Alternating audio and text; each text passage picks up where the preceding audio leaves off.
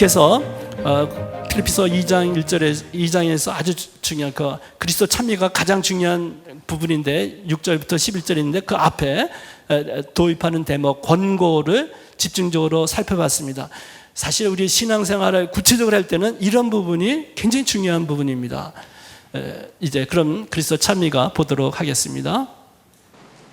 그리스도 참미가 여러분들 필리피서 안에서 신학적으로 볼 때 오늘날 우리에게서는 지극히 당연하다고 생각할지 모르겠습니다만 초창기 교회 여러 공예가 막 열리고 그러던 초창기 공예 같은 거를 생각해 볼 때 이런 참미가의 내용들은 상당히 중요한 권위를 지니고 있었던 글입니다. 중요한 것이고 그 다음에 그리스도론적 성격이 가장 분명히 드러난 것 가운데 하나입니다. 그런 면에서 중요성을 보이겠어요. 다음 보겠습니다.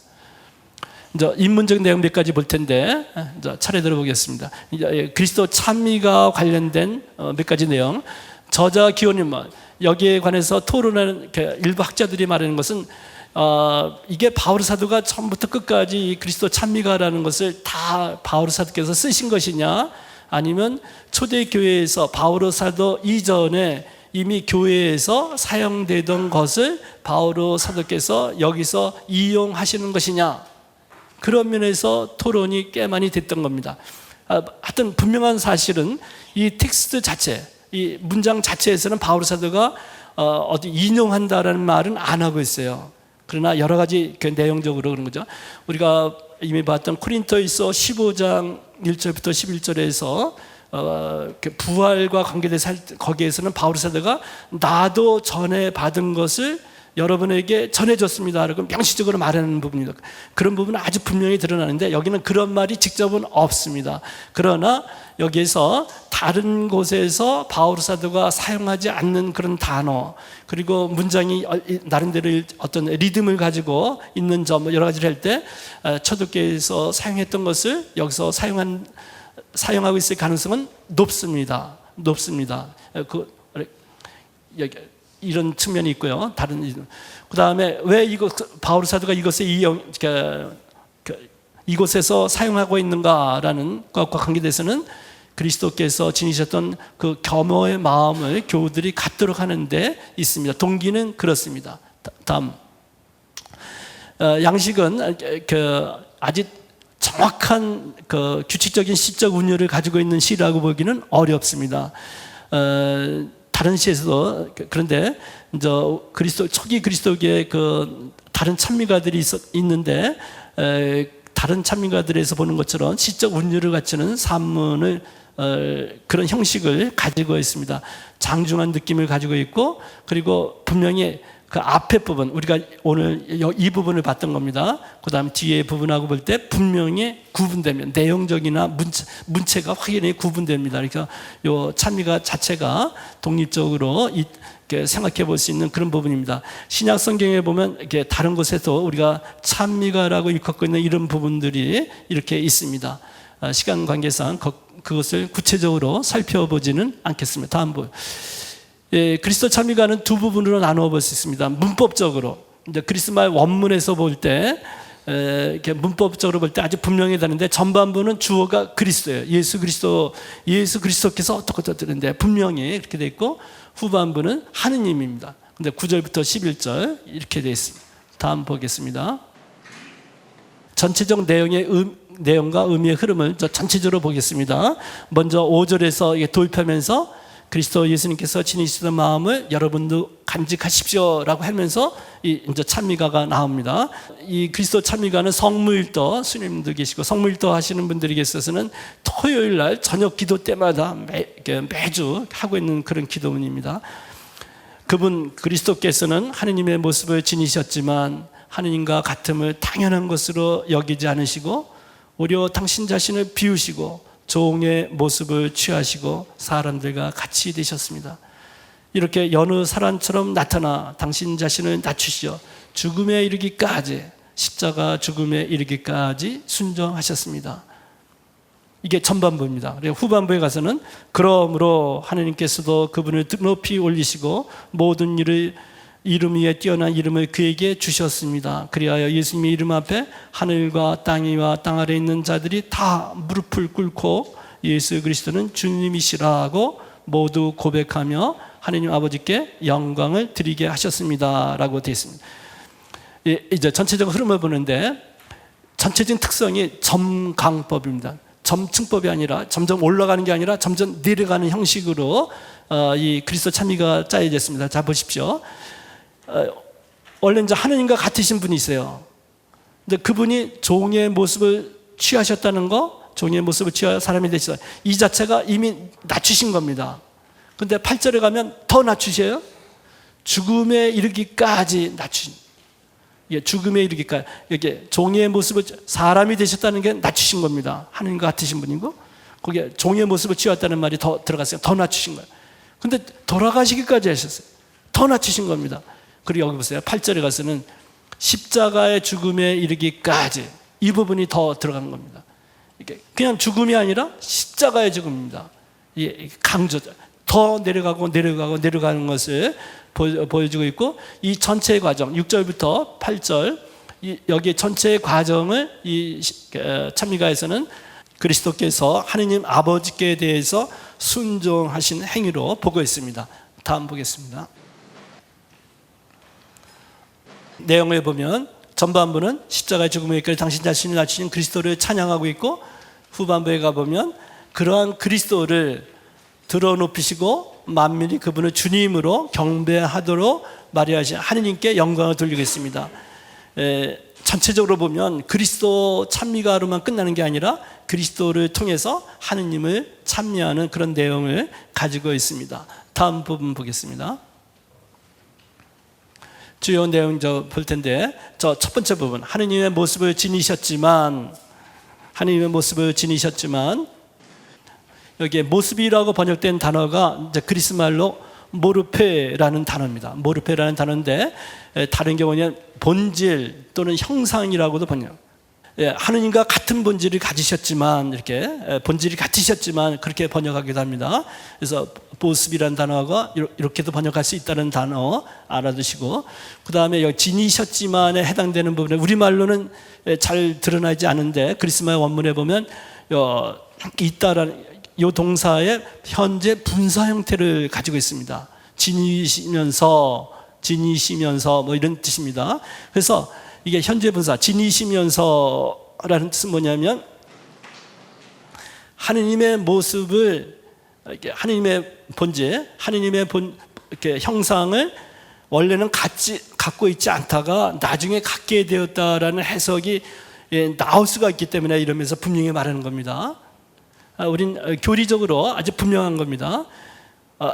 예수님은 삼위일체이신 하느님에서 성자, 위격 성자께서 하느님의 아드님, 그리스도는 이 세상에 살 때는 그냥 인간의 모습만, 인간으로만 있다가 나중에 돌아가시고 부활하신 다음에 비로소 하느님의 아드님이 되신 것이 결코 아닙니다. 그게 결코 아닌 거예요. 원래부터 하느님의 아드님이셨죠. 원래부터 하느님의 아드님, 영원으로부터 하느님의 아드님이셨는데 그분께서 동정 성모 마리아를 통해서 성모 마리아를 통해서 육신을 취하시고 성령을 통해서 육신을 취하시고 사람이 되신 겁니다. 그러니까 하느님의 영원으로부터 하느님의 아드님이셨고 또 이 세상에 오셨다 해서 하느님의 아들께서 바로 그러한 차원의 이 현재 분사 형태라는 이 문법적인 요소가 그런 면에서 중요한 의미를 지니고 있습니다. 그래서 아니라 오히려 그분 그리스도는 늘 하느님의 모습으로 하느님의 형상으로 계신다는 점을 표현하고 있다. 다음 보겠습니다. 하느님과 같음을 당연한 것으로 여기지 않고 여기 번역에 있어서 차이가 좀 있습니다. 현재 성경에 이렇게 되어 있고 200주년 기념 신약성서 여기 보면 노획물인 양 중히 여기지 않으시고 그 다음에 공동번역에는 하느님과 동등한 존재가 되려 하지 않으시고 여기 이렇게 보면 동등한 존재가 되려 하지 않으시고 라는 말은 완전 하느님과 동등한 존재가 아니었는데 동등한 존재가 되려고 하는 것처럼 이해하기 쉽지 않습니까? 하느님과 같으면 노획물입니다 중이자 여기는 그래도 그 같다는 것이 전제되어 있습니다. 여기 같으면 당연한 것을 여기지 않으시고 그래서 여러 면에서 차이가 있는데 좀 설명을 드리겠습니다. 여기 그 노획물이라고 200주년 기념성사에 노획물이라고 했는데 하르파조라는 동사가 있어요. 그리스 말인데 잡다, 낚아채다 이런 뜻인데 의미를 낚아챈 행위 자체를 뜻한다고 보는 경우도 있고 또는 똑같은 의미로 이렇게 보면서 움켜 잡히는 거, 더 나아 움켜쥐고 싶은 대상, 노획물이라 할 때는 그런 식으로 이해한 것이죠. 다음 보겠습니다. 그래서 여기는 그리스도께서 하느님과 같음의 신분을 잡으려고 즉 획득하려고 노력했다는 의미로 이해해서는 안 됩니다. 아까 그 처음에 그 현재 분사형으로 되는 거 육화 이전에 이미 하느님의 본질을 갖고 있었기 때문에 오히려 그리스도께서 하느님과 같음을 당신 자신의 이득 또는 특권을 위한 방편으로 여기지 않았다는 의미로 보는 것이 좋습니다. 모든 특권을 포기하고 자기를 낮추시고 당신 자신을 내어주신 그러한 계기로 삼은 그런 뜻을 담고 있다고 볼 수가 있습니다. 다음 부분 보겠습니다. 이 부분과 연관돼서 해석을 하면서 창세기 3장과 연결시켜서 보는 해석이 있습니다. 보면 그리스도와 아담을 대조시키는데 그리스도는 참으로 하느님과 같은 분이셨지만 우리가 하느님이셨지만 거기서 당신의 이익을 이끌어는 거부하시고 오히려 겸허하게 당신 자신을 낮추시고 비우시고 사람이 되셨는데 창세기 3장의 아담의 경우를 보면 하느님의 모상으로 창조되었죠. 창조되었지만 교만하게 하느님과 같아지려고 했습니다. 너무 대조가 되는 거죠. 여기하고 여기 하느님과 동등함을 획득하려고 했습니다.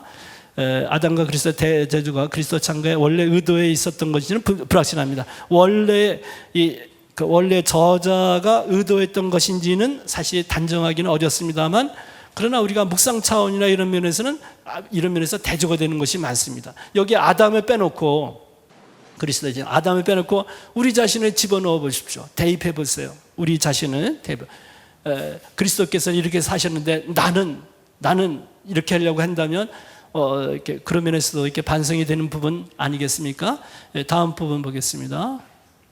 오히려 당신 자신을 비우시어 종의 모습을 취하시고 사람들과 같이 되셨습니다. 여기서 아주 중요한 단어가 케노시스라는 단어가 한때 굉장히 유행하기도 했습니다. 케노시스라는 단어가 이제 그리스 말로 비우다라는 동사에서 나온 명사 비움의 행위 케노시스 그리스도론이라는 표현도 나왔었습니다. 하느님과 같은 즉 신성을 비우셨다는 말인가? 이걸 또 잘못 오해하면 당신 자신을 비우셨다니까 신성을 비우셨다는 말인가? 아닙니다. 신성의 영광, 특권을 비우셨다는 말입니다. 교훈, 그리스도께서 당신 자신의 이익을 이렇게 포기하셨듯이 신앙인들도 서로의 사랑 안에서 자신을 낮추고 겸허하게 살아야 된다는 그런 방향에서 이런 말씀을 하신 것입니다. 다음 보겠습니다. 그리스도께서 당신 자신을 어떻게 비우셨는가? 7절 자체를 보면 필립피서 2장 7절을 보면 비우셨다라는 동사가 종결 동사입니다. 거기는 분명히 그리고 나머지는 분사로 이렇게 수식되고 있는데 그 수식에서 처음에 종의 모습을 취하심으로써라는 표현이 나옵니다. 여기서 외적 모습만 종인 것처럼 있었던 것은 아닙니다. 그리스도께서 하느님의 본성 즉 신성을 종의 본성으로 교체하셨다는 것도 아닙니다. 당신 자신은 어떻게 비우셨는가? 아까 신성 자체를 비우셨다는 것이 아니라는 거 그거 연결됩니다. 다음 부분 보겠습니다. 종의 모습을 취하셨다라는 거하고 연관돼서 우리가 이해할 때 요한복음 13장에 나오는 예수님께서 순환 이렇게 돌아가시기 전에 최후 만찬을 하시면서 제자들의 발을 씻겨주지 않으십니까? 그 장면을 이렇게 보면 여기에 예수님께서 당신 자신을 하느님과 본질이 같은 분이셨지만 그것을 움켜잡으려 하지 않으시고 우리 당신 자신을 오히려 비우셨다라는 거하고 연관되어 갖고 종의 모습을 취하셨다라는 표현이 나오는데 종의 모습을 취하신 거하고 너무나 그 말씀을 이해하는 데 도움이 됩니다. 예수님께서 내용은 아니까요. 바로 겸비한 종의 행위 안에서 신적인 본성이 가장 품위 있게 드러남을 보여줍니다. 예수님 당대에 이스라엘에서는 거기는 이제 건조한 지역이고 샌들을 신고 다니니까 이렇게 밖에 나갔다 오면 이렇게 아무래도 먼지라든가 모래라든가 뭐 이런 거 들어가기가 쉽지 않습니까? 그러니까 밖에서 돌아오면 제일 먼저 하는 것이 발을 씻는 것입니다. 그런데 하인들, 종이 있는 그런 집안에서는 종들이 이제 주인이 돌아오면 제일 먼저 하는 것이 발을 씻겨주는, 주인의 발을 씻겨주는 거, 물을 떠다가 발을 씻겨주는. 근데 우리나라에도 그렇습니다. 우리는 군사부 일체라는 표현이 있습니다만 이스라엘에서도 그 스승에 대한 존경심이 대단히 지극합니다. 우리가 신약 성경에도 이미 그런 부분이 나타나고 있죠. 그런데 예수님께서, 스승이신 예수님께서 제자들의 발을 씻겨줍니다. 마치 종들이 하던 그런 거를 제자들 발을 씻겨줍니다. 우리가 요한복음 14장에도 보면 그것이 얼마나 그 제자들이 황송하게 느껴졌는지 베드로 사도가 펄쩍 뛰면서 안 됩니다라고 처음에 말하지 않습니까? 너무나 죄송스러워서 그런 말. 그런데 예수님께서 몸소 모범을 보여주신 것이었습니다. 스승이신 그 예수님께서 몸소 제자들에게 그렇게 말, 내가 이렇게 한 것처럼 너희도 그렇게 하라고 본을 보여주는 것인데, 여기에 보면 보십시오. 제자들의 발을 씻겨주시는 행위에 보면 겸비한, 겸손한 종이 하는 행위를, 그러나 거기서 예수님의 신적인 본성이 너무 있게 드러나고 있는 겁니다. 여기 요한복음 10장에 보면 예수님께서 하느님 아버지께로 돌아가실 때가 된 것을 분명히 의식한 상태에서 이런 말씀이 이렇게 이어지고 있습니다. 예. 그래서 저는 필리피서 2장 7절의 내용에 대한 가장 훌륭한 해설이 이렇게 요한복음 13장 앞에 나오는 제자들의 발을 씻겨준 예수님의 행위라고 생각합니다. 다음 부분 보겠습니다. 여러분은 우리 주 예수 그리스도의 은총을 알고 있습니다. 그분께서 부유하시면서 여러분이 가난하게 되시어 여러분이 그 가난으로 부유하게 되도록 하셨습니다. 이것도 당신 자신을 비우셨다라는 말씀의 하나의 예로 제가 들었습니다. 그분 그리스도께서는 부유하시면서도 여러분을 위하여 가난하게 되시었다. 그 가난으로 부유하게 되도록 하셨다. 우리가 성탄의 신비, 육화의 신비 묵상할 때 굉장히 중요한 부분입니다. 우리가 성탄절 때 구유에 누워 계신 아기 예수님 이렇게 묵상하면서 바로 이 차원을 말하는 거 아니겠습니까? 당신 자신을 비우셨다는 한 면을 우리가 보는 겁니다. 그리스도의 선제가 전제됐다. 그러니까 그리스도 찬미가에 보면 여기 선제라는 단어 그전에도 설명드린 적이 있는데, 그리스도께서 강생하시기 전에, 육신을 취하시기 전에 그 단계를 선제, 미리 앞에 있었다는 거, 강생하시기 전에 있다는 선제라고 하는데, 창조의 중재자로서의 모습에 대해서 말하고 있는 부분들이 여기에 여러 군데 이렇게 있음을 제가 여기 열고 했습니다. 다음 부분 보겠습니다.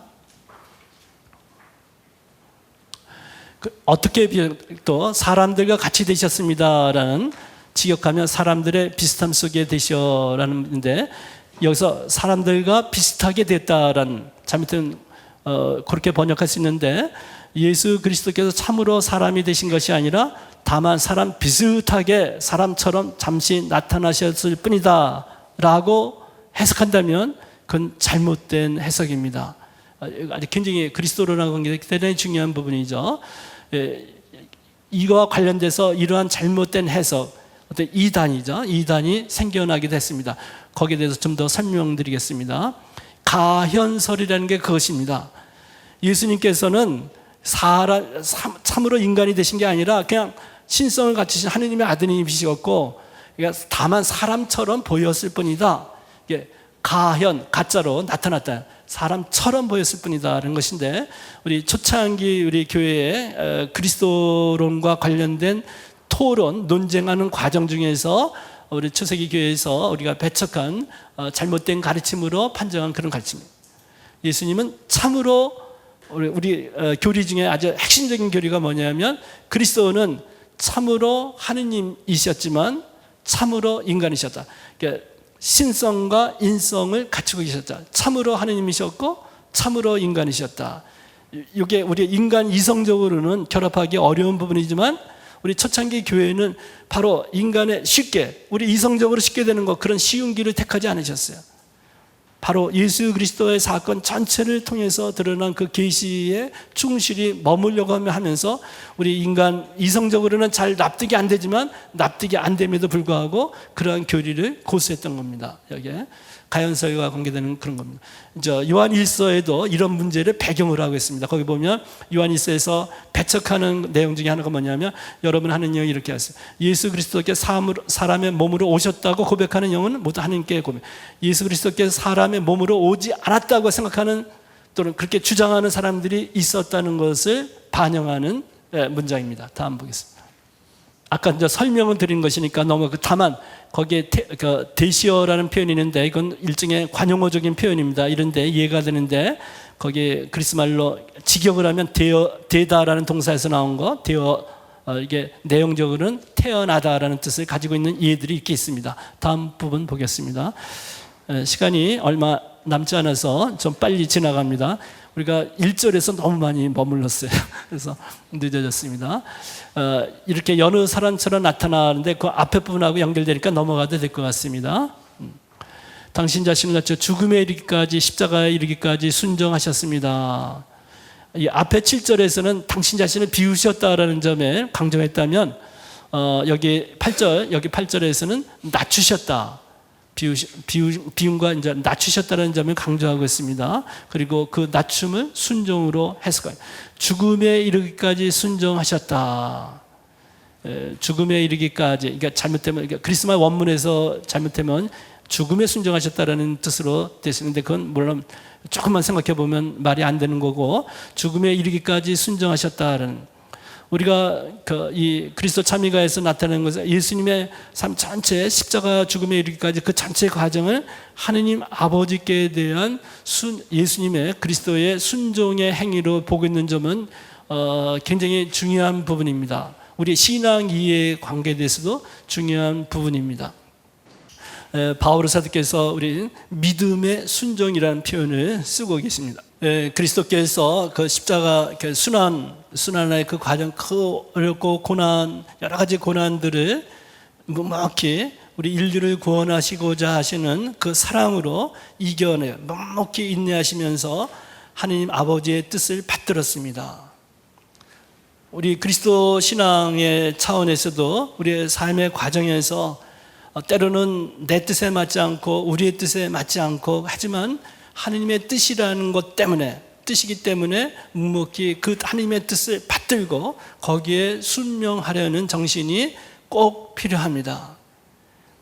우리는 오늘날 너무나 안락한 편안한 것에 익숙해 있는 그런 문화 속에 살아가고 있습니다. 쉽게 버튼 하나만 누르면 탁탁탁탁 어떻게 되는, 그래서 이렇게 인내하기가 어렵고 이렇게 끈기 있게 나가는 것이 어렵고, 그 다음에 자기 주장, 자기 권리를 주장하는데 너무 익숙합니다만, 우리 신앙에서는 분명히 이 순종의 차원을 요구하는 부분이 분명히 있습니다. 그런 의미에서 이런 그리스도 찬미가 이런 말씀을 우리가 현대 우리의 삶의 현장에서 새롭게 바라보게 되는 것 같습니다. 다음 부분 보겠습니다.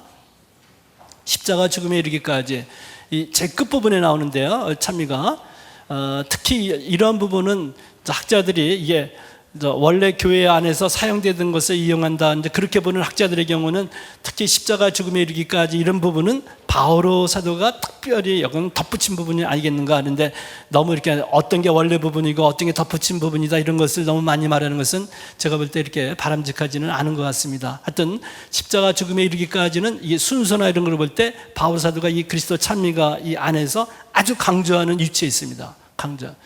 끝자리에 놓여 있고 그렇습니다. 다음 부분 보겠습니다. 십자가 처형, 얼마나 끔찍하게 생각했는지 키케로라는 로마 유명한 저명한 작가는 십자가라는 말마디조차 로마 시민의 몸에는 물론 그의 생각이 눈에도 낯선 것이어야 한다라고 아주 했습니다. 그래서 로마 시민들은 로마 시민의 명예를 위해서라도 이 십자가 처형은 그건 반역자들이니까 이민족들이나 그런데 적용하고 로마 시민에게는 적용 안 했다고 합니다. 십자가의 메시지를 올바로 이해하고 그리스도의 십자가를 통한 은혜가 얼마나 큰 것인지를 깊이 느끼기 위해서라도 이 십자가 처형의 참혹함을 때때로 의식할 필요가 있습니다. 넘어가겠습니다. 이 그리스도 찬미가를 보면 한쪽에서는 계속 내려오는 정감이죠. 계속 당신 자신을 내치고, 후반부 가면 하느님께서 그러한 그리스도를 드러높이시는 이런 식의 포물선을 이루고 있습니다. 다음 부분 보겠습니다. 그러므로 하느님께서 그분을 높이 올리시고 모든 이름 위에 뛰어난 이름을 그에게 주셨다. 여기서 이름은 내용으로 보면 이제 그리스도 키리오스라는 이름인데, 이제 구약 성경적 배경으로 이 두 가지를 이렇게 보기도 합니다. 이 77장은 잘못된 거가 7장이죠. 다니엘서가 77장은 없어요. 미리 못 봤습니다. 이렇게 7장입니다. 고통받는 야훼 중에 넷째 노래가 특히 배경에 있다고 보고 있습니다. 다음에 보겠습니다. 시간 관계상 이게 우리 신약 성경을 이해하는 데서 이 고통받는 주님의 종의 노래 네 번째, 그 중에서 특히 네 번째 노래가 우리 신약 성경에 많은 영향을 이렇게 줬는데, 우리가 예수님의 순환사에서도 많은 영향을 주고 여기 그리스도 찬미가에도 배경에 들어가 있다고 볼 수가 있습니다. 넘어가겠습니다. 다니엘서에도 여기 제대로 되어 있습니다. 이거 영향이 있을 것이라 이렇게 보고 있습니다. 넘어가겠습니다.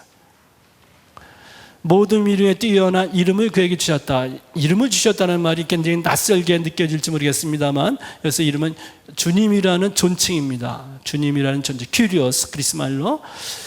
그리스어 성경에서 큐리오스는 우리가 본 적이 있습니다만 히브리어로 야훼라고 하는 하나님의 이름을 번역하면, 그리스 말로 번역할 때 큐리오스라고 번역을 했습니다. 그러나 그리스 말로 이제 큐리오스는 주님이라는 뜻이에요.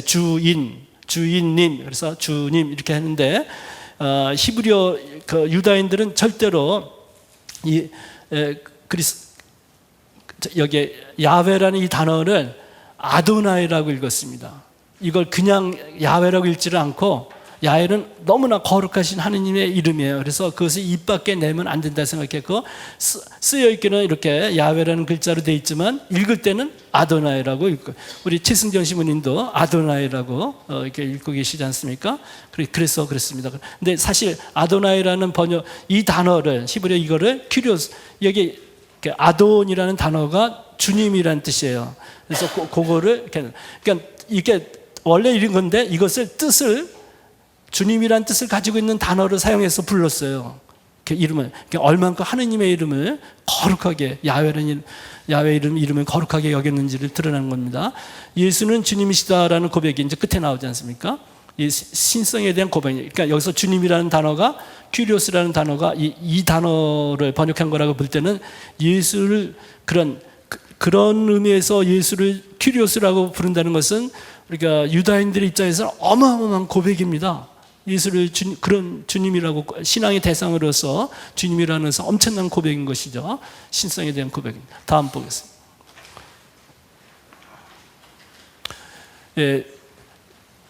하늘과 땅 위와 땅 아래 있는 자들은 다 무릎을 꿇고, 몇 가지 번역을 봐서 천상, 지상, 지하에 모두가 무릎을 꿇고, 모두 이렇게 여러 가지 되어 있습니다만, 하여튼 천상, 지상, 지하의 모든 세력이 그 앞에 무릎을 꿇고 경배할 정도로, 예수님, 여기 그리스도 찬미가에서 고백되는 예수님은 그렇게 지존하신 분이십니다. 그렇게 고통을 받고 십자가에 달려 돌아가시기, 우리 인류를 구원하시기 위해서 그렇게 당신 자신을 내어주고 십자가에 달려 돌아가시기까지 하셨던 그분이 이렇게 하나님께서 천상, 지상, 지하 모두가 무릎을 꿇고 예수 그리스도, 그분은 큐리오스다라고 고백하도록 드러높이셨다라고 이 찬미가 후반부에서 그렇게 고백하고 있는 것입니다. 이 차원, 다음 보겠습니다. 배경에 이런 말씀이 있는 것이고 넘어가겠습니다.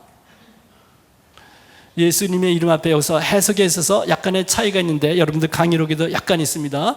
예수님의 이름 앞에라는 말 대신에 예수님의 이름으로라고, 언뜻 보면 이것이 더 가까운 번역이지만 이 그리스도 찬미가 전체의 배경에서는 예수 그리스도께 드리는 경배를 있기 때문에 이런 경우는 앞에라고 번역하는 것이 옳다고 봐야 될 겁니다. 넘어가겠습니다. 제 마지막, 찬미가의 마지막, 예수 그리스도는 주님이시라고 모두 고백하면 하느님 아버지께 영광을 드렸다.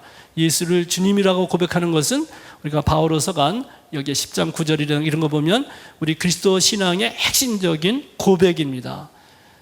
10장 9절에서 그대가 예수님 주님이시라고 입으로 고백하고 하나님께서 예수님의 죽은 이들 가운데서 일으키셨다고 믿으면 구원을 받을 것입니다. 구원을 가져다 주는 고백입니다.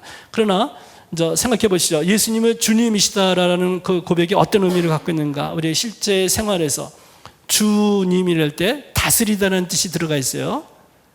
정말 우리가 예수님을 주님이라고 믿는다면 예수님의 가르침이 우리의 삶을 다스려야지 정말 우리가 예수님을 주님으로 믿는 겁니다.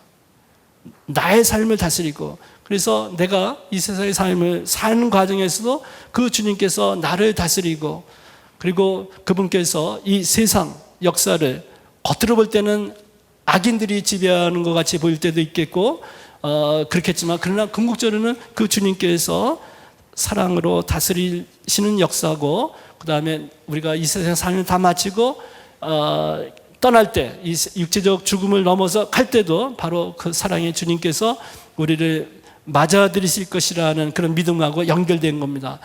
핵심적인 부활하시어 지금의 나에게도 삶과 역사의 주관자, 주제자로서 살아계시며 나를 사랑하신다는 믿음이야말로 그리스도교 신앙의 핵심입니다. 예수님은 주님이시다라는 고백은 예수님이 부활하지 않았으면 나올 수 없는 고백이에요. 아까 로마서 10장 9절도 그렇게 보면 예수님의 부활에 대한 믿음하고 직결되어 있는 고백입니다. 예수님은 주님이시다라는 고백은, 그래서 제가 부활하여 지금의 나에게도 삶과 역사의 주제자이시다라는 이 부분이 의미가 있는 것입니다. 다음 부분 보겠습니다. 이렇게 다른 것들도 있습니다만 오늘은 이렇게 그리스도 찬미가 2장 6절부터 11절까지만 다음에 오실 때 오늘 그 강의록도 가지고 오시면 더 좋을 것 같습니다. 긴 시간 열심히 들어주셔서 진심으로 감사드립니다. 마친 기도로 성모성으로 마치도록 합시다. 성부와 성자와 성령의 이름으로 아멘. 은총이 가득하신 마리아님 기뻐하소서. 주님께서 함께 계시니 여인 중에 복되시며 태중의 아들 예수님 또한 복되시나이다. 천주의 성모 마리아님 이제와 저희 죽을 때 저희 죄인을 위하여 빌어주소서. 아멘. 성부와 성자와 성령의 이름으로 아멘. 우리 주님 말씀 듣도록 합시다.